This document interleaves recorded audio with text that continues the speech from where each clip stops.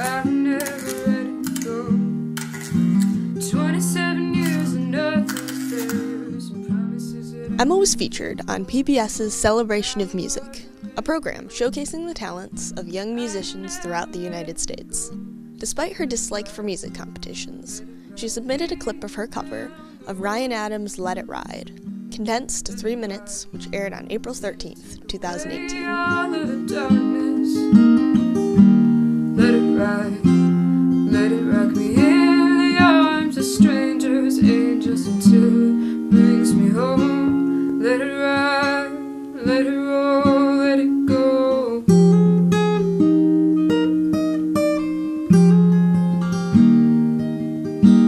Loaded like a serotonin. I don't think it's really fair for music to be judged because there's so many different kinds of music and so many, like, every musician is like completely different from the next one, so it's kind of hard to like judge musical talent per se, and it's just kind of like upsetting to a lot of people if they like don't win. It's like I don't really get affected by it much, but it's just like kind of a weird dynamic. Okay, the PBS thing was like it was a contest, so it was kind of like a competition thing. They emailed me, they got into contact with me, and they said, well, you have to film like a short interview clip answering a few questions, and then you have to film yourself playing a song. And I chose to play Let It Ride by Ryan Adams because I didn't want to play an original because there was a little bit of copyright issues with that.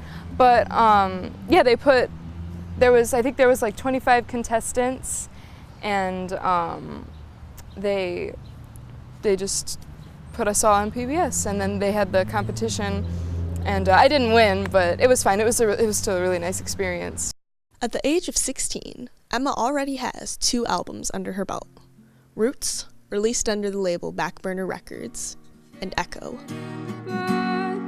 'Cause the roots are settled in, it'll all go back again too thick.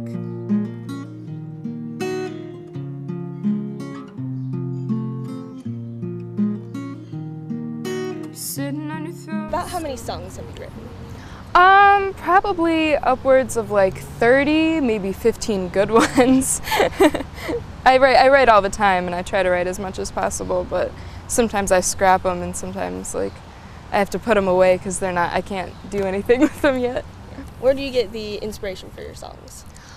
Just like by living, I guess. Sometimes I take like failed friendships and things like that, or like my sister, I have like a verse in a song about her, kind of, and I just take inspiration when I can get it.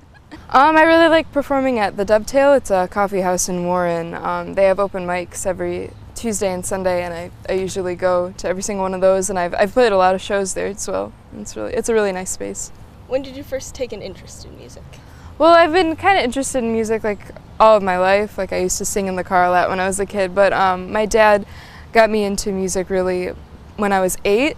I started doing musicals. Like I did Annie at Clintondale High School, and then I kept doing musicals, and then I started taking guitar lessons when I was about 9, so then I just kept going. Growing up, I listened to like a lot of the Beatles, so obviously they're like one of my biggest influences, and Neil Young I listen to a lot. Townes Van Zandt, he's a really great songwriter. I recently started listening to Angel Olsen, and I really like her music, and she's influenced me quite a bit in these past few years. 10 years from now, I'm still going to hope to be performing, and whether I have to work a dead-end job and perform at the same time, or if I can just do music and that's all I can do, I'll be happy just performing and writing music still.